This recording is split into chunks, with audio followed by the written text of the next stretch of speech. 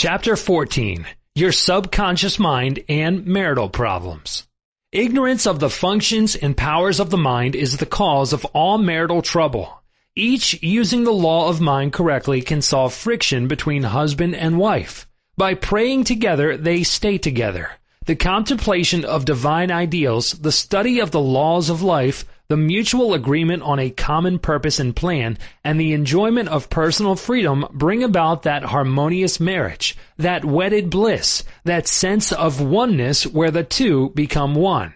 The best time to prevent divorce is before marriage. It is not wrong to try to get out of a very bad situation. But why get into the bad situation in the first place? Would it not be better to give attention to the real cause of marital problems? In other words, to really get at the root of the matter involved. As with all other problems of men and women, the problems of divorce, separation, annulment, and endless litigation are directly traceable to lack of knowledge of the working and interrelationship of the conscious and subconscious mind.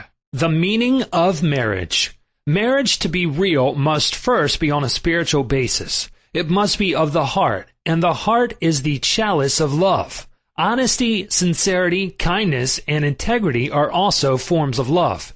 Each partner should be perfectly honest and sincere with the other. It is not a true marriage when a man marries a woman for her money, social position, or to lift his ego, because this indicates a lack of sincerity, honesty, and true love. Such a marriage is a farce, a sham, and a masquerade. When a woman says, "I am tired of working, I want to get married because I want security," her premise is false. She is not using the laws of mind correctly. Her security depends upon her knowledge of the interaction of the conscious and subconscious mind and its application. For example, a woman will never lack for wealth or health if she applies the techniques outlined in the respective chapters of this book. Her wealth can come to her independent of her husband, father, or anyone else. A woman is not dependent on her husband for health, peace, joy, inspiration, guidance, love, wealth, security, happiness, or anything in the world. Her security and peace of mind come from her knowledge of the inner powers within her and from the constant use of the laws of her own mind in a constructive fashion. How to attract the ideal husband. You are now acquainted with the way your subconscious mind works. You know that whatever you impress upon it will be experienced in your world. Begin now to impress your subconscious mind with the qualities and characteristics you desire in a man. The following is an excellent technique. Sit down at night in your armchair, close your eyes, let go, relax the body, become very quiet, passive, and receptive. Talk to your subconscious mind and say to it, "I am now attracting a man into my experience who is honest, sincere, loyal, faithful, peaceful, happy, and prosperous. These qualities which I admire are sinking down into my subconscious mind now. As I dwell upon these characteristics, they become a part of me and are embodied subconsciously. I know there is an irresistible law of attraction and that I attract to me a man according to my subconscious belief. I attract that which I feel to be true in my subconscious mind. I know I can contribute to his peace and happiness. He loves my ideals, and I love his ideals. He does not want to make me over, neither do I want to make him over. There is mutual love, freedom, and respect." Practice this process of impregnating your subconscious mind. Then you will have the joy of attracting to you a man possessing the qualities and characteristics you mentally dwelt upon. Your subconscious intelligence will open up a pathway whereby both of you will meet according to the irresistible and changeless flow of your own subconscious mind. Have a keen desire to give the best that is in you of love, devotion, and cooperation. Be receptive to this gift of love, which you have given to your subconscious mind. How to attract the ideal wife. Affirm as follows. I now attract the right woman who is in complete accord with me. This is a spiritual union because it is divine love functioning through the personality of someone with whom I blend perfectly. I know I can give to this woman love, light, peace, and joy. I feel and believe I can make this woman's life full, complete, and wonderful. I now decree that she possesses the following qualities and attributes: She is spiritual, loyal, faithful, and true. She is harmonious, peaceful, and happy. We are irresistibly attracted to each other. Only that which belongs to love, truth, and beauty can enter my experience. I accept my ideal companion now. As you think quietly and with interest on the qualities and attributes which you admire in the companion you seek, you will build the mental equivalent into your mentality. Then the deeper currents of your subconscious mind will bring both of you together in divine order. No need for third mistake. Recently, a teacher said to me, I have had 3 husbands and all 3 have been passive, submissive, and dependent on me to make all decisions and govern everything. Why do I attract such type men? I asked her whether she had known that her second husband was the effeminate type, and she replied, of course not. Had I known, I would not have married him. Apparently, she had not learned anything from the first mistake. The trouble was with her personality makeup. She was very masculine, domineering, and unconsciously wanted someone who would be submissive and passive so that she could play the dominant role. All this was unconscious motivation, and her subconscious picture attracted to her what she subjectively wanted. She had to learn to break the pattern by adopting the right prayer process. How she broke the negative pattern. The above-mentioned woman learned a simple truth. When you believe you can have the type of man you idealize, it is done unto you as you believe. The following is the specific prayer she used to break the old subconscious pattern and attract to her the ideal mate. I am building into my mentality the type of man I deeply desire. The man I attract for a husband is strong, powerful, loving, very masculine, successful, honest, loyal, and faithful. He finds love and happiness with me. I love to follow where he leads. I know he wants me, and I want him. I am honest, sincere, loving, and kind. I have wonderful gifts to offer him. They are goodwill, a joyous heart, and a healthy body. He offers me the same. It is mutual. I give and I receive. Divine intelligence knows where this man is, and the deeper wisdom of my subconscious mind is now bringing both of us together in its own way, and we recognize each other immediately. I release this request to my subconscious mind, which knows how to bring my request to pass. I give thanks for the perfect answer. She prayed in the above manner night and morning, affirming these truths and knowing that through frequent occupation of the mind, she would reach the mental equivalent of that which she sought. The answer to her prayer. Several months went by. She had a great number of dates and social engagements, none of which was agreeable to her. When she was about to question, waver, doubt, and vacillate, she reminded herself that the infinite intelligence was bringing it to pass in its own way, and that there was nothing to be concerned about.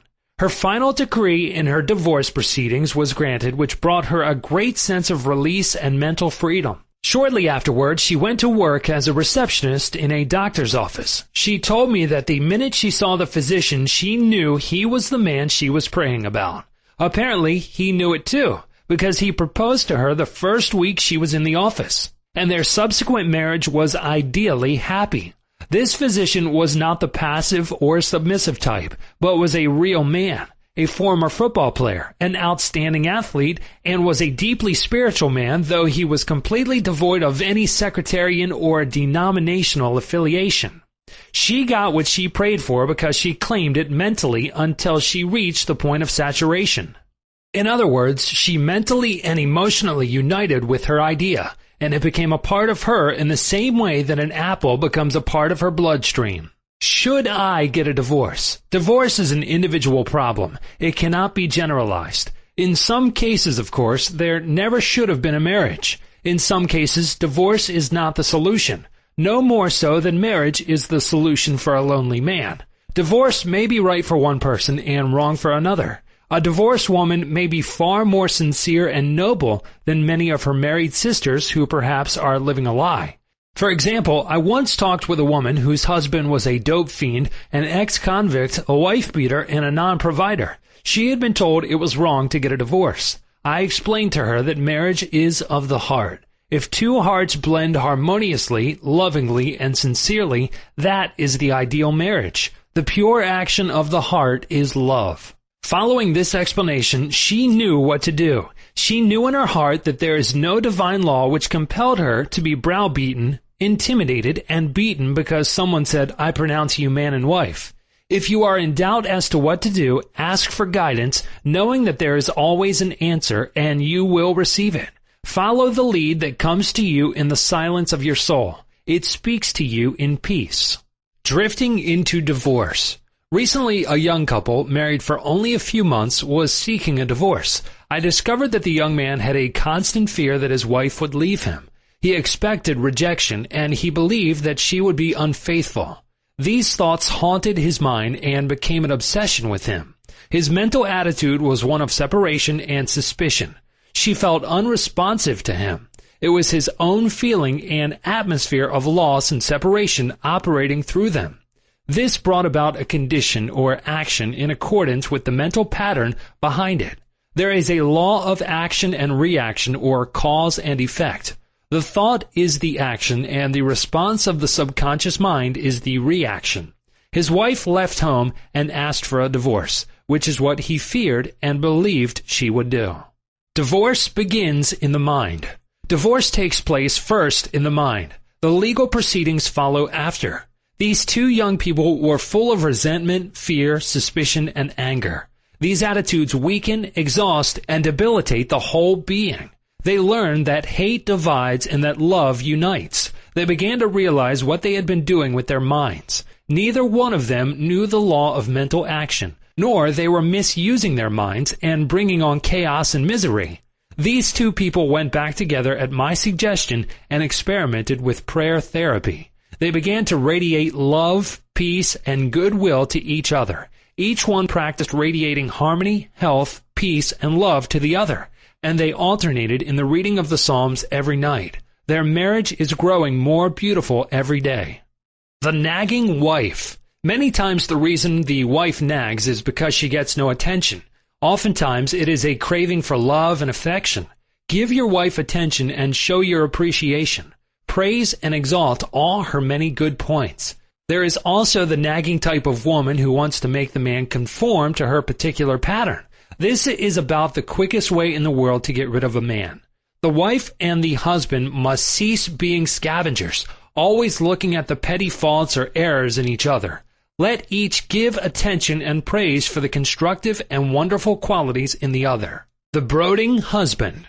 If a man begins to brood, grows morbid against his wife because of the things she said or did, he is, psychologically speaking, committing adultery. One of the meanings of adultery is idolatry. Example, giving attention to or uniting mentally with that which is negative and destructive. When a man is silently resenting his wife and is full of hostility towards her, he is unfaithful. He is not faithful to his marriage vows, which are to love, cherish, and honor her all the days of his life. The man who is brooding, bitter, and resentful can swallow his sharp remarks, abate his anger, and he can go to great lengths to be considerate, kind, and courteous. He can deftly skirt the differences.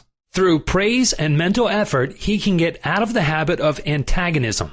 Then he will be able to get along better, not only with his wife, but with his business associates also. Assume the harmonious state, and eventually you will find peace and harmony.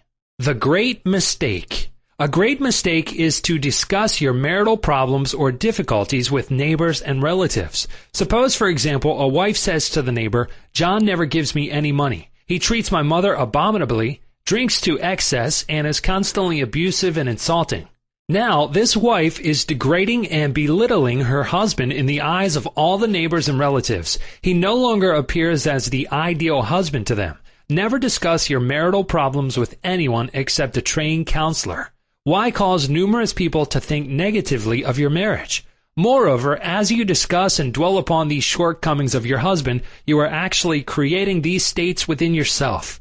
Who is thinking and feeling it? You are. As you think and feel, so are you. Relatives will usually give you the wrong advice. It is usually biased and prejudiced because it is not given in an impersonal way. Any advice you receive which violates the golden rule, which is a cosmic law, is not good or sound. It is well to remember that no two human beings ever live beneath the same roof without clashes of temperament, periods of hurts and strain. Never display the unhappy side of your marriage to your friends. Keep your quarrels to yourself. Refrain from criticism and condemnation of your partner. Don't try to make your wife over. A husband must not try to make his wife over into a second edition of himself. The tactless attempt to change her in many ways is foreign to her nature.